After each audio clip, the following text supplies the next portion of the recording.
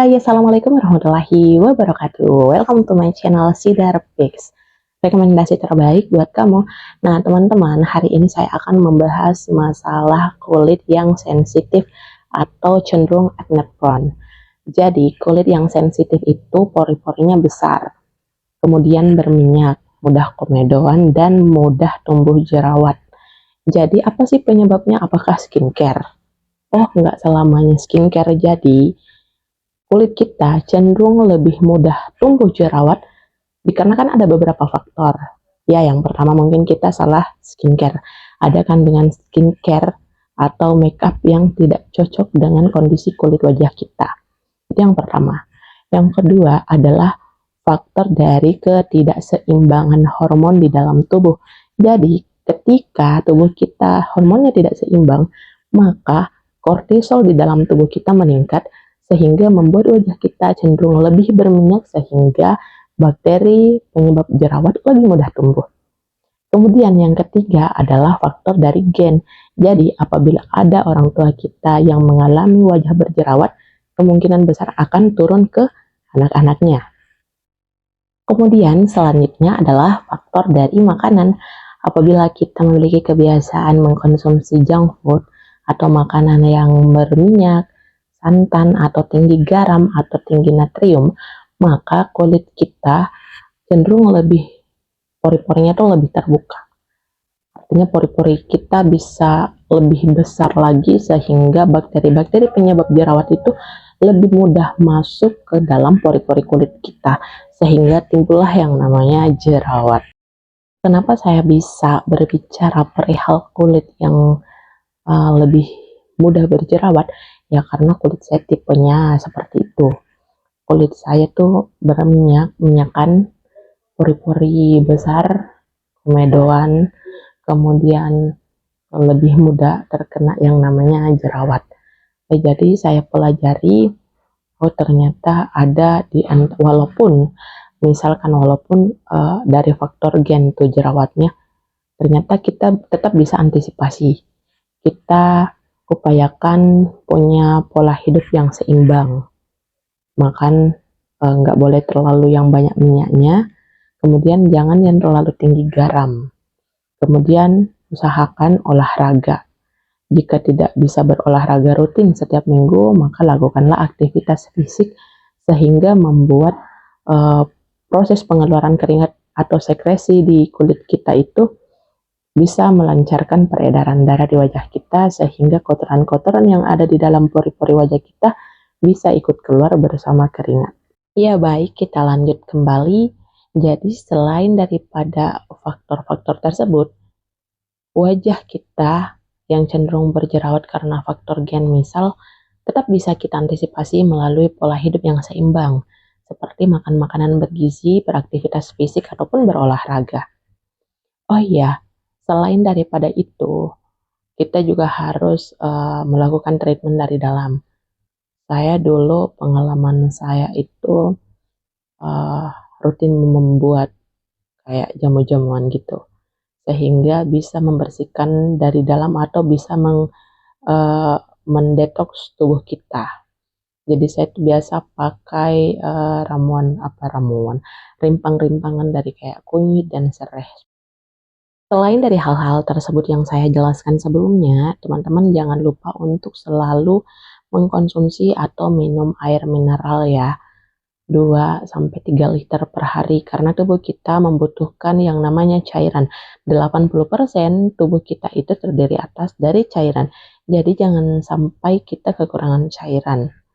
Kemudian jangan terlalu banyak makan yang manis-manis karena glikogen di dalam tubuh kita itu bisa mengalami peningkatan sehingga bukan hanya berpengaruh di wajah aja, di pertambahan massa tubuh kita atau berat badan kita juga bisa meningkat karena faktor dari konsumsi makanan yang manis-manis. Jadi saya sudah melalui itu semua, mulai dari jerawat, berat badan meningkat, itu semua sudah saya lewati. Dan karena penuh ketelatenan, bersabar, ya perlahan-lahan juga pasti akan turun. Yang penting kita mau berusaha. Nah, selain daripada hal-hal yang sudah dijelaskan sebelumnya lagi, kita juga membutuhkan perawatan tentunya. Jadi saya pernah menggunakan yang namanya Vitasit. Vitasit kemudian sunblocknya itu dari Parasol. Jadi saya rutin menggunakan Vitasit ya. Memang ada beberapa tipe kulit yang akan mengalami purging namanya ya. Jadi purging itu adalah mengeluarkan bibit-bibit jerawat ke permukaan sehingga akan mengalami purging dalam waktu ya beberapa saat, beberapa bulan, tergantung dari berat atau ringannya, sedikit atau banyaknya kandungan-kandungan merkuri atau zat-zat kimia yang terserap di dalam kulit kita. Jadi dia sifatnya itu mengeluarkan bibit-bibit jerawat yang ada di dalam tubuh kita. Kalau saya sepengalaman saya menggunakan Vitasit itu sendiri, saya tidak mengalami purging karena saya memang minim menggunakan yang namanya skincare. Apalagi yang kayak krim-krim, day cream kayak begitu saya minim sekali menggunakan. Paling juga sunscreen, sunblock, itu pun dari Parasol. Saya takut menggunakan uh, krim yang macam-macam kalau kandungannya tuh berat untuk kulit saya gitu. Vitasit memiliki beberapa tingkatan, jadi saya awal mula memakainya tuh di kadar 0,25%, kemudian naik 0,5%, naik lagi di 1%. Jadi saya bertahap. Jadi saya kisaran 3-4 tahunan itu menggunakan Vitasit dan Parasol nggak pernah ganti-ganti. Nah, ada satu waktu uh, saya sudah berhenti berhenti pakai, tapi nggak langsung berhenti, yang nggak langsung stop. Saya berhenti bertahap. Saya mau lihat apakah kita ketergantungan. Oh, ternyata tidak. Jadi sampai sekarang wajahku masih aman-aman saja pasca penggunaan retinoid tersebut atau retinol ya, retinol acid. Jadi untuk sekarang ini saya lagi vakum dulu menggunakan skincare karena sedang menjalani masa pregnancy teman-teman. Jadi dalam masa tersebut kita kalau bisa berhenti sementara ya untuk menjaga keamanan kita dan calon buah hati kita gitu. Kalaupun kita mau pakai skincare, mau pakai basic skincare ya cukuplah kita pakai facial wash, kemudian pakai moisturizer, pakai sunscreen. Kalau saya sih pakainya Amaterasu Skin Tint yang SPF-nya itu 35 PA++. Kemudian saya pakainya moisturizer itu dari Ceramide Scarlett. Ceramide Scarlett itu saya pakai, tapi itu pun jarang. Kemudian face wash-nya ya saya pakai yang kalau bisa sih yang aman-aman saja, yang tidak terlalu banyak mengandung busa gitu. Jadi saya pakainya biasa sabun bayi. Nah, pesan untuk adik-adik remaja yang sementara dalam masa pubertas, kan pada saat masa pubertas itu pasti banyak tumbuh jerawat, bekas jerawat. Itu saran saya jangan dikopel-kopel kulitnya agar bekas jerawatnya tidak membuat jaringan parut di dalam ya. Jadi biarkan aja nanti mengering sendiri. Untuk menghilangkan bekasnya tuh bisa sebenarnya pakai parutan jagung muda, dipakai jadi masker sama madu boleh, tapi jagung muda aja sendiri nggak apa-apa juga, itu bisa meminimalisir atau bisa mempercepat uh, ter, terpudarnya atau memudarnya dark spot tersebut.